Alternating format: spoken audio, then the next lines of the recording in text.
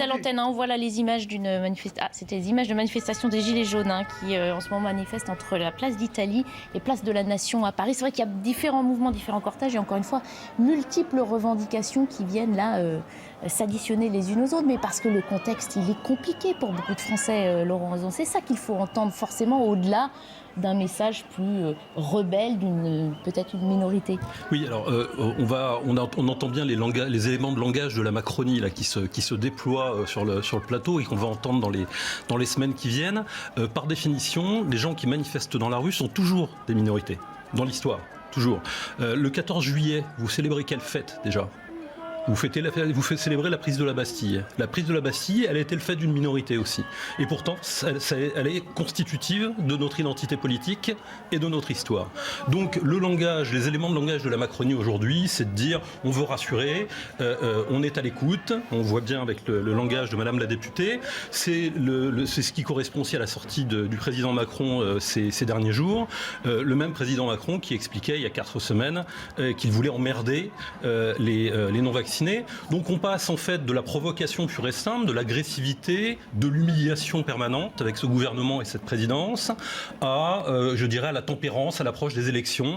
On joue les gens tolérants, ouverts, dans l'ordre, dans le respect du droit, du devoir, au nom de la défense de la majorité, une majorité qui n'a jamais été dans les rues. Effectivement, la majorité par définition silencieuse, elle restera silencieuse comme elle l'a toujours été. Les gens que nous voyons aujourd'hui dans les rues, aujourd'hui, ce sont des gens qui souffrent, ce sont des gens qui ont besoin de liberté, ce sont des gens qui en ont marre aussi des injonctions contradictoires permanentes de ce gouvernement depuis 2 ans, qui en ont marre de la violence sociale, qui en ont marre de l'humiliation et des discours de petits bourgeois arrogants de cette majorité, et qui le disent dehors, au soleil, dans la joie et la bonne humeur, et je trouve que c'est très bien. On va écouter Nicolas Porat et Adrien Quatennens de la France Insoumise qui a estimé que l'exécutif avait fait une erreur de diagnostic en croyant que les Gilets jaunes étaient rentrés à la maison. Vous partagez ce sentiment, Laurent Rozon ? Oui, il a fait une erreur de diagnostic, comme le disait tout de suite le policier, moins parce que le gouvernement a pensé que les Gilets jaunes étaient rentrés à la maison, mais ils ont fait manifestement une erreur de diagnostic, c'est-à-dire qu'ils répondent à des braves gens qui viennent de la province, avec leurs drapeaux, leurs autocollants, et pour faire la fête un peu à Paris au soleil et demander la liberté. Le gouvernement répond avec des blindés et des forces de l'ordre qui quadrillent Paris. Si hier soir Paris était bloqué, c'était par les contrôles et par la préfecture de Paris et pas par les manifestants. Donc effectivement, la disproportion de la réaction gouvernementale est manifeste. Elle traduit à mon avis la trouille dans laquelle se trouve une partie de l'exécutif face à ces mouvements sociaux spontanés, libertaires un petit peu, dans lequel effectivement on trouve un peu toutes les sensibilités, mais c'est le principe, et qui se manifeste de façon très spontanée, très libre aujourd'hui, et je trouve ça assez beau plutôt avec le retour du beau temps, de voir à nouveau ces gens dans la rue manifester leurs besoins de liberté. Je trouve ça assez rafraîchissant. On doit pouvoir manifester tranquillement pour tout le monde, et les commerçants doivent pouvoir travailler tranquillement. Eh ben non, quand vous manifestez dans une rue, vous empêchez de fait les commerçants de commercer habituellement. C'est la vie, c'est comme ça. Et c'est aussi l'expression démocratique. Il faut accepter de faire des choix. Pardon, nous avons choisi dans ce pays de placer les droits du citoyen devant les droits économiques. C'est quand même un sujet qui est dans notre Constitution. Oui, mais ça c'est aussi tous les éléments de langage classique de l'exécutif. À chaque manifestation ou à chaque contestation de son pouvoir ou de sa politique, c'est systématiquement d'aller interviewer des commerçants qui ne sont pas contents, un policier qui s'est cassé la figure ou qui a été confronté à de la violence, etc., etc. Donc évidemment, c'est toujours voir les choses par le petit bout de la lorgnette. Il s'agit toujours de mettre les gens sur la défensive d'une certaine façon. C'est toujours une façon de leur dire bon d'accord, mais alors il faut dire que t'es pas violent, il faut dire que t'es solidaire des commerçants, etc., etc. La vraie violence aujourd'hui que les gens rencontrent, c'est pas la violence des manifestants dans leur vie quotidienne. Ce que les Français rencontrent comme violence au quotidien, c'est la violence d'État, c'est la violence sociale, c'est la violence économique d'un gouvernement qui sert systématiquement les intérêts des plus riches. C'est celle d'un gouvernement qui méprise et d'une politique qui méprise sa population. Ça, c'est une vraie violence et c'est une violence d'État quotidienne que subissent les gens. C'est quand même autre chose que... Alors évidemment, vous trouverez toujours un commerçant qui n'est pas content parce qu'il n'a pas pu ouvrir son commerce correctement, parce qu'il a ouvert plus tard ou parce qu'il craignait pour sa vitrine. Parce qu'on voit l'image des gens qui sont évacués d'un restaurant sur les Champs-Élysées en raison notamment des gaz lacrymogènes. Les gaz lacrymogènes ne sont pas les manifestants. Pour dissiper les manifestants, mais effectivement ramener le calme dans ces quartiers de Champs-Élysées qui sont depuis ce matin occupée, mouvementée par les mouvements. Moi j'ai une question à poser à Monsieur Vallet. Cette question c'est, est-ce qu'à votre avis on met en œuvre les moyens nécessaires pour intercepter ces groupes violents dont vous parlez, parce que bon, il y a beaucoup de moyens qui ont été déployés. Je veux pas revenir sur l'épisode des Gilets jaunes, parce qu'à l'époque, je me souviens qu'il y avait eu beaucoup de critiques d'ailleurs de la politique de maintien de l'ordre qui avait été faite, non pas du rôle de la police en elle-même, mais plutôt des personnes qui dirigent et de la stratégie de maintien de l'ordre qui a été mise en cause. Est-ce qu'à votre avis aujourd'hui, on s'est donné les moyens d'intercepter ces gens qui viennent transformer des manifestations de braves gens qui sont là pour leur liberté en manifestations violentes? Est-ce qu'on s'est mis en situation de les intercepter, ces gens-là? Merci Monsieur Ozon pour votre question et votre non-caricature de mes propos. Au moins, ça prouve une note intellectuelle de votre part. On peut pas toujours être d'accord, mais en tout cas, on peut respecter les gens, ce qui n'est pas le cas sur votre invité de votre plateau. Ceci étant dit, vous avez raison de poser cette question primordiale. Aujourd'hui, quand vous êtes un hooligan, le préfet, sur des éléments de droit, puisque ça a été autorisé par le Conseil constitutionnel, peut interdire les personnes violentes d'aller dans les stades. C'est cette fameuse liberté d'aller et venir et d'aller dans des enceintes sportives qui est mise à mal parce qu'ils viennent pour violenter et casser. Et bien aujourd'hui, pour les manifestations qui sont aussi un droit inaliénable et sacré de notre Constitution, le préfet ne peut toujours pas interdire des gens dont on sait parfaitement qui sont par leur profil, par leurs antécédents, par les suivis que font les services de renseignement, viennent pour attaquer et agresser dans les manifestations. C'est quelque chose qu'on réclame, qui avait été mis dans la loi Casseur il y a 1 an et demi, c'était la disposition la plus fondamentale. Elle nous a été interdite par le Conseil constitutionnel. Comme à l'époque, on nous a interdit les drones. Les drones, c'est quoi? C'est pour permettre justement d'éviter le contact de nos agents du renseignement sur le terrain avec les manifestants et avoir une visibilité plus facile et une dynamique plus forte lors de la surveillance de ces cortèges, non pas pour empêcher les gens de manifester, mais pour détecter rapidement les personnes qui ne viennent pas pour manifester, mais qui viennent pour casser. Donc vous voyez, il y a beaucoup d'outils qui nous ont été interdits. Les drones sont depuis 1 mois et demi autorisés. On espère que dans une nouvelle loi, on pourra interdire par le préfet les gens factieux et violents de venir dans ces manifestations.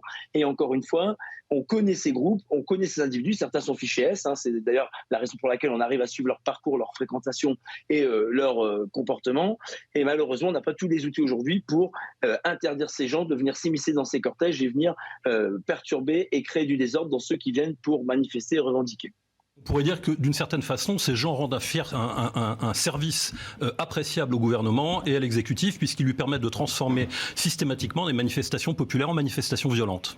Alors là, non mais je réponds vite fait, moi je ne dirais pas ça, puisqu'il y a une loi qui a été proposée, elle a été censurée par le Conseil constitutionnel. Peut-être faudrait-il mieux la rédiger, faudrait peut-être mieux l'encadrer. En tout cas, je remarque que pour les hooligans, il n'y a pas eu de sujet et tout le monde avait parfaitement compris que le but, c'était pas d'empêcher les gens d'aller voir un match de foot, mais en tout cas ceux qui venaient semer la violence dans les enceintes sportives.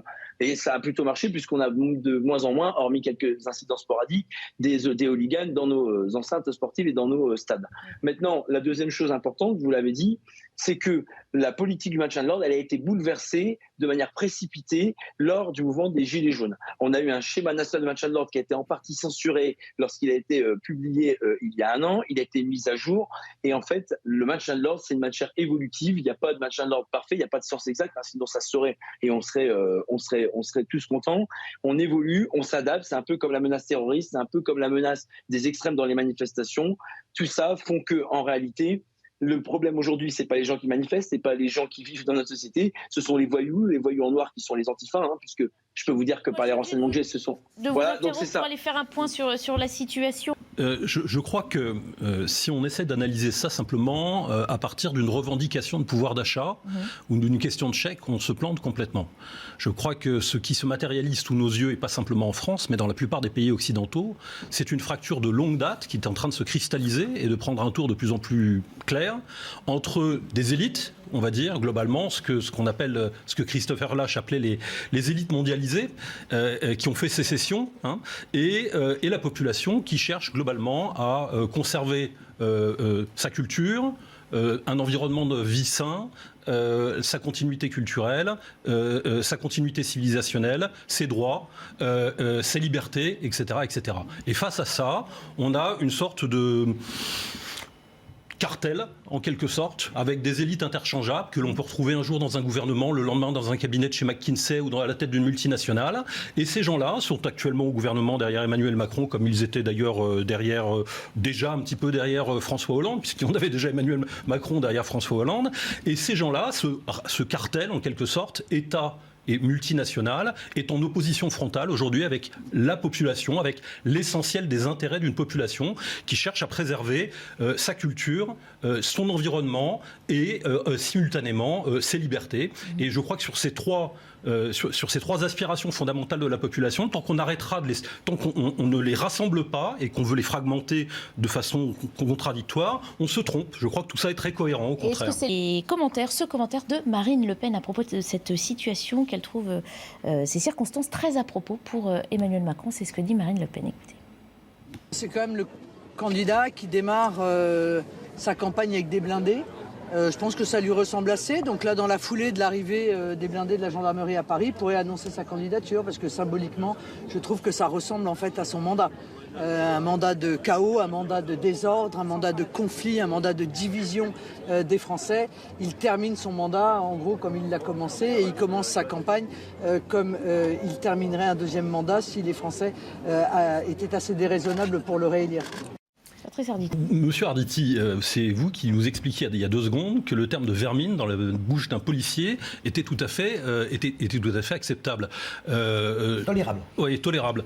Bon, moi je ne vois pas d'excès du tout dans la parole de Marine Le Pen, là en l'occurrence. On peut ne pas être d'accord avec elle, contester son programme, se trouver même en opposition frontalement politique avec elle. Mais enfin, ce qu'elle dit, c'est la réalité, en fait, là en l'occurrence. C'est-à-dire que c'est un mandat, un quinquennat qui a commencé dans la violence, avec des éborgnés, avec des manifestants, avec une violence sociale, une violence d'État, et qui se termine dans la violence. Je parlais de sa posture en tant qu'observateur, journaliste, oui, comme beaucoup d'entre nous. Mais c'est très descriptif et factuel, semble-t-il. En tant qu'observateur, je notais qu'il y avait eu un changement chez Marine Le Pen, qui manifestement allait porter ses fruits, et qu'elle revient à son ancienne posture, ce qui est peut-être dommageable. Mais bon, mais c'est pas ma tasse de thé, j'ai toujours... Je suis pas chargé de sa stratégie de campagne, donc. Et elle a aussi une conséquence sur l'épargne des Français. Et ça, on en parle moins, mais il faut le dire, l'inflation va détruire une partie de l'épargne des Français. Qui était très importante. Et parce que les Français ont beaucoup épargné pendant le Covid, et les Français plutôt des classes moyennes et des classes aisées.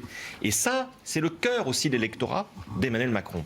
Et il va falloir pouvoir répondre à la demande de justice sociale et de pouvoir d'achat des classes les plus pauvres, et puis aussi à la demande de sauvegarde de l'épargne et de sauvegarde du patrimoine d'une autre partie de la population. C'est une équation quasiment impossible.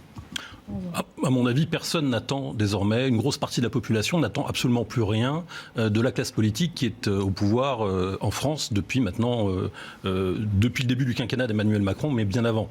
Tout le monde sait comment fonctionne ce gouvernement, quels intérêts globalement il a servi, quels intérêts il sert, et donc je crois que les gens se disent aujourd'hui que la politique, c'est faire autrement. On verra ça. Il reste, allez, 10 secondes pour Patrice Autrement, ça veut dire quoi? Alors, très bien, allez, on enlève Macron. Vous remplacez par qui aujourd'hui? Patrice Arditi. Je vais voter là? Non, c'est pas la question, mais non, mais ça veut dire que ce sera, vu l'inflation, ce sera compliqué pour n'importe lequel des candidats qui arrivent dans le monde entier, pas seulement en France. C'est toute l'astuce aujourd'hui des personnes de cette majorité et de ceux qui l'entourent, du système, on va dire, de faire croire qu'il n'y a pas d'autre politique possible. Or, on sait, et tout le monde sait, il y a toujours des aménagements. Le fatalisme comme politique. L'économie qui salue les mesures qui ont été prises en France, moi je dis bravo, c'est donc on avait fait les bons choix dans une circonstance difficile. Qui vous félicite? Dans la rue aujourd'hui, on n'entend pas le même son de cloche. Mais bon, merci en tout cas d'avoir commenté cette actualité.